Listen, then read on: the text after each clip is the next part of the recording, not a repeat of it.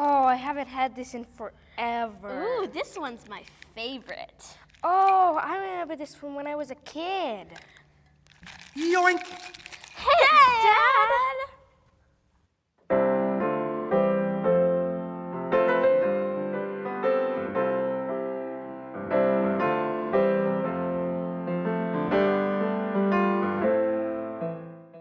You shall not steal. This is one of the first commandments that we all probably learned, maybe right after honor your father and mother. When we go into a store, we are tempted by stuff.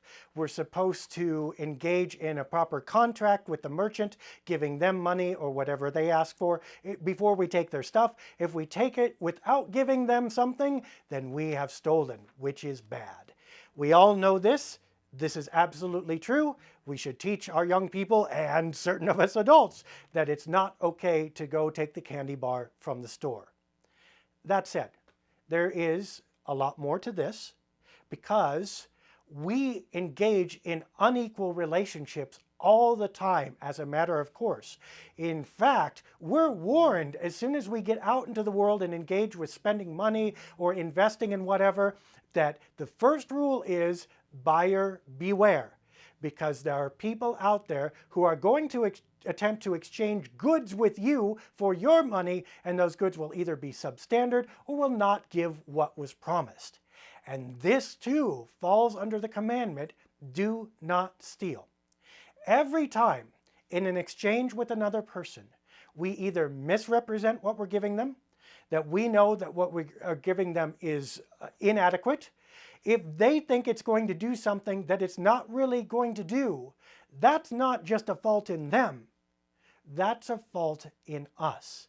And when we knowingly engage in that, we have stolen from them.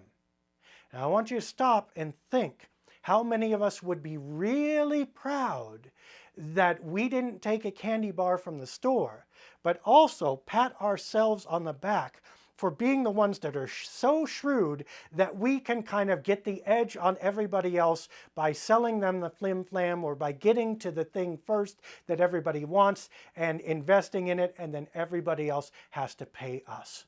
In this time of COVID-19, we were outraged appropriately when people started hoarding things that were supposedly necessary for everyone and then reselling them at an inflated price. Guess what? That's not just economy, that's stealing. But then every time we try to get the edge on someone else, we are sort of doing the same thing. And if we hear, or when we hear this commandment, we want to ask ourselves, what people are we kind of taking advantage of in our lives to get something that we did not agree to fully, to get something that perhaps we both wouldn't agree that we earned? And to the extent that those relationships exist, that we too are violating this commandment.